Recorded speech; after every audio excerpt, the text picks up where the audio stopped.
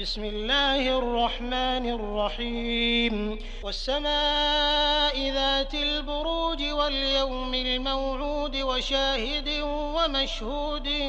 قتل أصحاب الأخدود النار ذات الوقود إذ هم عليها قعود وهم على ما يفعلون بالمؤمنين شهود وما نقموا منهم إلا أن يؤمنوا بالله العزيز الحميد الذي له ملك السماوات والأرض والله على كل شيء شهيد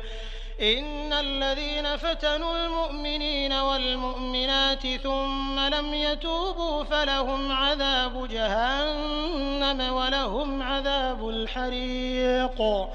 إن الذين آمنوا وعملوا الصالحات